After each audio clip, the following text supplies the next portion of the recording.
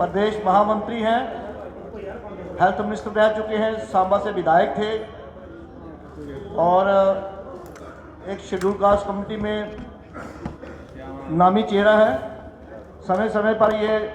Party की गतिविधियों के साथ साथ एससी वर्ग के साथ जुड़ी बातें भी करते रहते हैं। आज की जो प्रेस कॉन्फ्रेंस है, इस प्रेस कॉन्फ्रेंस में डॉक्टर मनियाल जी आपसे कुछ बातें शेयर करेंगे जो कि डायरेक्टली रिलेटेड है एससीज के वेलफेयर के लिए और वर्तमान की जो परिस्थितियां हैं और अलग अलग पार्टियां इलेक्शन में जा रही हैं।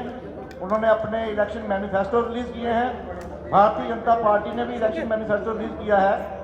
और एनसी खासकर जिसने अपने मैनिफेस्टो में कुछ बातें ऐसी कही हैं जिनसे लगता है कि नुकसान जो है शेड्यूल कास्ट कम्युनिटी को होगा। विस्तार में सारी बातें डॉक्टर मनियाल जी आपके सामने रखेंगे। धन्यवाद। धन्यवाद बलवीर जी। सभी पत्रकार बंधुओं का Bharatiya Janata party media centre में बहुत बहुत स्वागत है। मेरे साथ हमारे वरिष्ठ नेता और मीडिया के हमारे इंचार्ज प्रदीप जी और बलवीर जी। साथियों, आज आपके सामने जो भारतीय जनता पार्टी विधानसभा चुनाव 2024 के लिए मैनिफेस्टो के रूप में जो आगे 5 साल की सरकार रहेगी उस तरह किस तरह से उसमें लोगों का भला होगा, वेलफेयर मेजर्स क्या हैं पार्टी की तरफ से और क्या क्या पार्टी का एजेंडा है, क्या क्या पॉलिसीज़ और स्कीम रहेंगी जो आने वाली सरकार में लोगों के वेलफेयर के लिए रहेंगी। आज उसी को लेके मैं आपके सामने आया हूँ और एक टू बी वेरी स्पेसिफिक जो हमारा अनुसूचित जाति वर्ग है उस वर्ग के लिए भारतीय जनता पार्टी ने क्या क्या किया है और आने वाले 5 साल में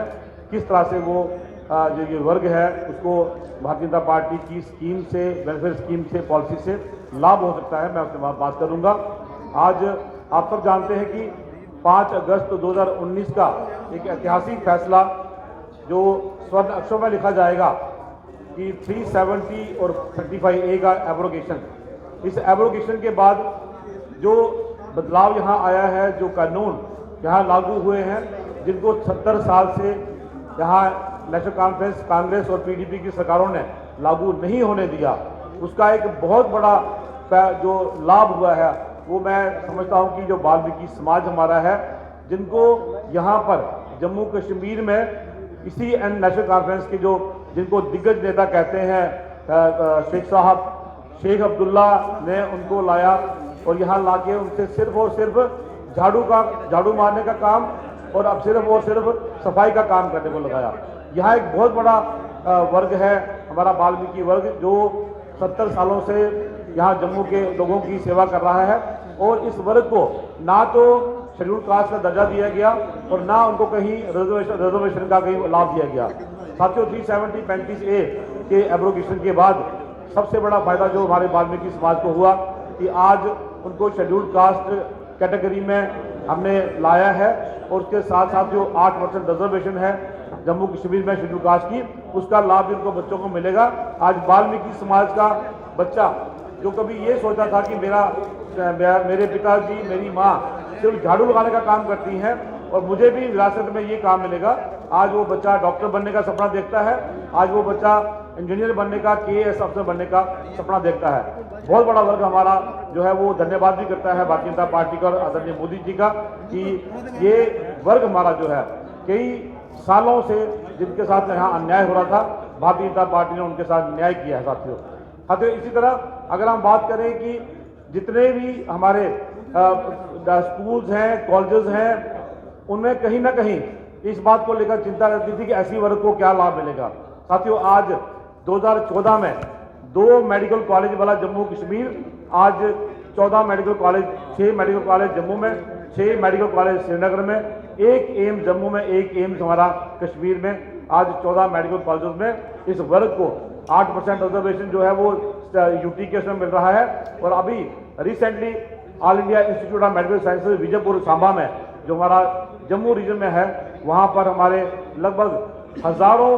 पैरामेडिकल स्टाफ और डॉक्टर जो है वहाँ अपॉइंट हुए हैं। एक बहुत बड़ा हिस्सा जो है हमारे एससी वर्ग के डॉक्टर्स को और पैरामेडिकल स्टाफ को मिला है।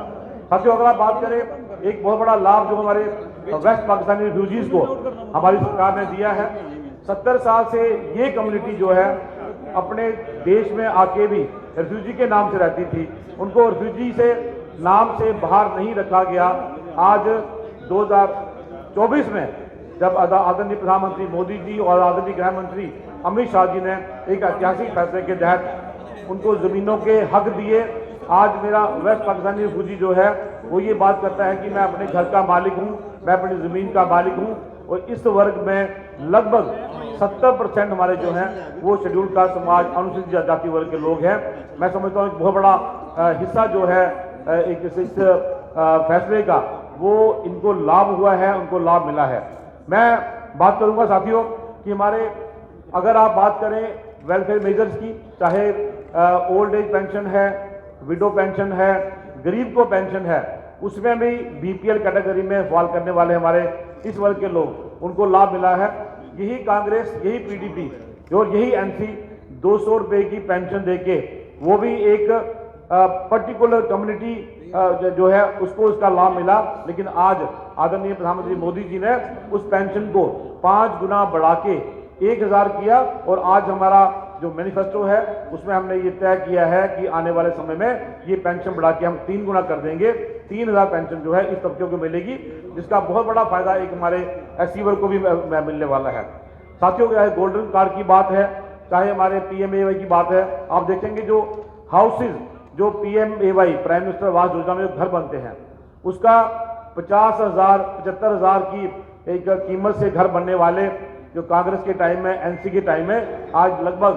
1.5 लाख 1,60,000 रुपया जो है वो एक घर बनाने में हमारे वर्ग को मिलता था। और जब आप कहीं रूरल में जाएं, अर्बन में जाएं, वो एक बहुत बड़ा हिस्सा, बहुत बड़ा जो हमारा एक पार्ट है इस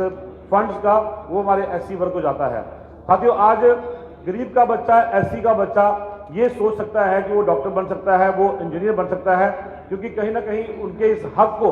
एनसी, कांग्रेस और पीडीपी की सरकारों ने दबा के रखा था। मैं